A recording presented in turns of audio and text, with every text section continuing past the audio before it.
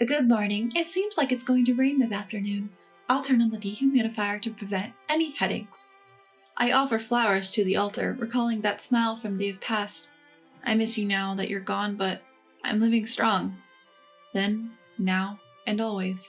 I'm Kathy, 29 years old. I've been married and living with my husband's family for 6 years now. I was raised in a household with some old-fashioned beliefs, and I had an arranged marriage as my parents wanted. My husband's family, too, has their fair share of old traditions. There's a slight departure from the common sense of the general public. However, life isn't as stifling as I thought it would be. My father-in-law, a firm head of the family, and my mother-in-law, who occasionally spouts strange things but is harmless, treated me kindly. My husband, Andy, is busy with the family business. We're not exactly a sweet couple, and I feel a bit disappointed that he isn't keen on having kids. But overall, we had a good relationship. That was until my father-in-law left this world. Oh, Kathy, you're daydreaming again. The weather's getting weird, too. It's so gloomy and damp every day. Talking to a photo every day is so morbid. My mother-in-law never ceases to complain. Good morning. When I went out to the garden, I saw my father-in-law's favorite flowers, so I cut some before the rain starts, I said with a forced smile. I didn't want to spoil my happy morning mood here. But my mother-in-law looked even more annoyed. What's this? You're making a big show of offering flowers.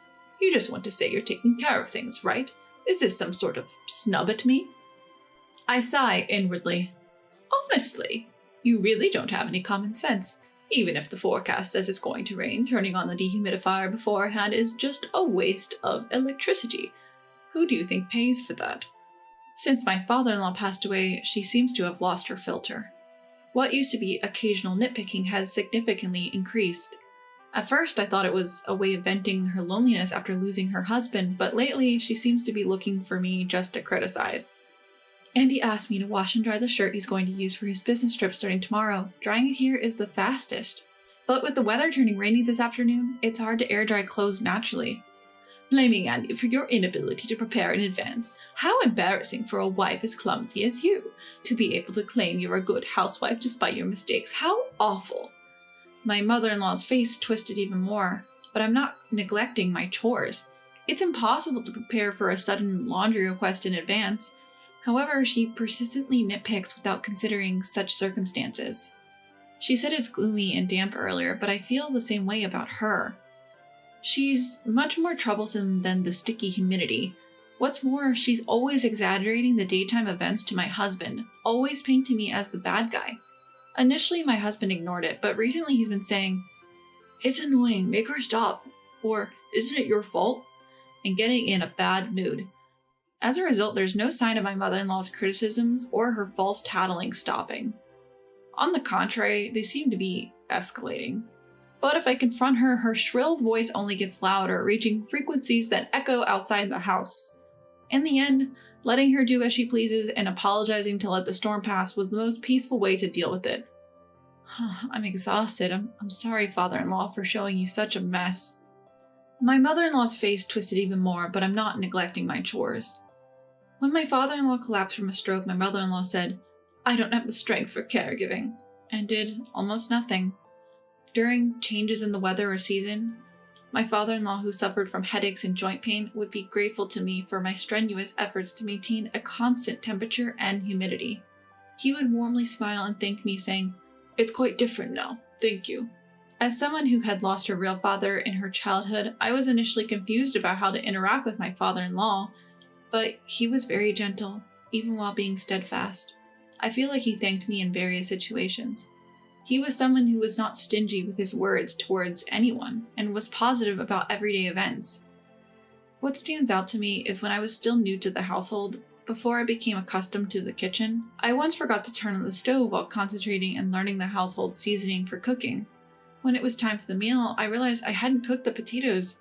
I braced myself, expecting to be scolded, but my father-in-law laughed it off and said, "Human beings feel a meal is even more delicious when they're hungry, so let's wait patiently." He even went on to thank me for always providing delicious meals. In this way, he lightened my spirits, and this attitude did not change even when he fell ill. Even during my first experience with caregiving, which I wasn't proficient in, he kept telling me, "You're a lifesaver, thank you." He was like my real father. That's why, even though time has passed since he passed away, I still find myself taking to his picture every morning, and I'm concerned about the room temperatures and humidity before it rains. My mother-in-law, who's become more harsh, and I sought solace in his smiling picture. Hey, what's this, all wrinkled and covered in fur? One night while cleaning up after dinner, my husband Andy came holding a shirt I had ironed and put it in the suitcase in the evening. And what about our bedroom? It's a mess, and the stuff for tomorrow's trip is all scattered. What the hell? I told you I'm leaving early tomorrow. Andy has also changed since my father-in-law passed away. He has become harsher. I truly realized that my father-in-law was the pillar of this household. Andy threw the shirt at me with a stern face, and I was surprised. Wait, what? What do you mean the stuff is all scattered? Hold on, From the wide open window, the rain was pouring in sideways, drenching the curtains. And on the bed, the luggage had spilled out of the suitcase and was scattered about. In a hurry, I closed the window and crashed down to wipe up the poured-in rain. Huh? Brownie? In the corner of the room, there was a community cat, Brownie. Poor thing, you're shaking so much. Come here, I'll dry you off. Despite the disastrous state of the room, I couldn't ignore the drenched cat, so I gently wrapped Brownie in a towel. I know you're not the kind of kitten who would do something like this. Holding Brownie, who was purring lightly, I consoled him. Hey, what are you doing? Then I heard Andy's irritated voice from behind. That's a stray cat, isn't it? Don't use a towel on something like that, and that thing probably made the mess in the room. Get it out of here now. Behind the disgruntled Andy was my mother-in-law. What a mess! The room, the stuff for the trip, everything is all messed up. And what's that dirty thing? Using a fine towel on that is unbelievable. I'm speechless at your lack of common sense. She's hardly speechless. She's triumphantly blabbing. Prioritizing a cat that broke into the house and caused this mess over the actual disaster. You must be out of your mind. My mother-in-law's voice, louder than ever, made me finally retort. With all due respect, mother-in-law, it wasn't Brownie who made the mess in the room, right? Huh! That can't be. My mother-in-law defended herself, but it didn't make sense no matter how you look at it. Because the shirt that Andy brought was wrinkled and covered in fur, but it wasn't wet. If a soaked cat caused a mess, the shirt and the luggage should be wet too, shouldn't they? Exactly, the stuff on the bed was messy, but not wet at all. Rather, only the shirt was covered in fur. The rest seemed merely scattered. And I had the suitcase closed and placed next to the shelf. It would be impossible for a cat to move it to the bed, unlock it, and mess it up. That's not all. My mother-in-law's hand was covered in several band-aids. She didn't have them in the morning, so it's proof she injured herself in the afternoon. If my guess is correct, those scratches are from being scratched by Brownie.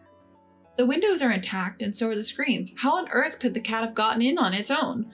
Moreover, only where this little one was is it soaking wet. There aren't even any wet footprints. Without someone deliberately doing it, this couldn't have happened. As I talked while keeping eye contact, my mother-in-law, Kathy, backed away inch by inch. Her demeanor was almost as if she were confessing her guilt. And the bandage on your hand. But before I could finish my sentence, my husband's voice boomed. Shut up! Caught off guard by his loud voice, I cringed, to which my husband, Andy, spat out angrily. I don't care. Just kick it out and clean up quickly. Don't make me repeat myself. I have to get up early tomorrow. I'll sleep in the guest room tonight. Get it ready fast. Surprised by Andy's outrage, I pushed back. It does matter. This is over the top no matter how you look at it. This isn't something you can brush off as a mere prank. We need to take it seriously. I couldn't hide my anger at Kathy's excessive behavior, but Andy was dismissive. Don't mess with me. It's your job to sort out the house issues. Do I ever bring my work problems home and complain? No, right? Even after coming home tired, I can't rest every single day. I have to listen to such unpleasant stuff. I'm fed up. He vented out furiously. It seemed as though his pent-up frustration at having to listen to my daily complaints about Kathy was overflowing all at once, but that wasn't fair. I never grumbled to Andy. It was Kathy who kept feeding him lies. Why am I the one getting blamed? I'm having a hard time too. I opened my mouth again, but Andy, still angry, grabbed my arm and dragged me to the front door. That's enough. Go somewhere else. If you weren't here, my mom wouldn't have anything to complain about. Before I could even put on my shoes, I was pushed outside. I heard the sound of a lock clicking into place. Hey, wait a minute. Open up, Andy. Hey, hey. I called out in a loud voice, but there was no response from Andy, only the sound of Kathy's malicious laughter. Even though I couldn't see her, I could easily imagine Kathy's spiteful smile. Just like that dirty stray cat, perhaps a stray daughter-in-law would be more appropriate. Serves you right. After that, the light in the entrance was turned off and I was left out in the pouring rain, holding the cat in my arms. I can't believe it. After I was locked out of our house and had to take refuge at my parents' place, and a few days later, I was summoned again to the house. They were a historically significant family, so my mother cautioned me not to get divorced and apologize. However, I was feeling down. I'm probably going to be scolded. I thought about having a discussion, but now I might as well say that I want a divorce. He hasn't contacted me since that day. Feeling heavy-hearted when I arrived, I found a room full of relatives, and the atmosphere was more daunting than I had anticipated. In contrast, Kathy and Andy, whom I hadn't seen for a while, looked triumphant.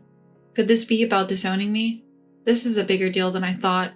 I became even more nervous, but the head of the main house, who would be my grandfather-in-law, said something unexpected. The reason I gathered everyone here today is to discuss the inheritance. We plan to switch to distribution, keeping up with the times. This was not at all what I expected. I was relieved that it seemed I wasn't going to be blamed.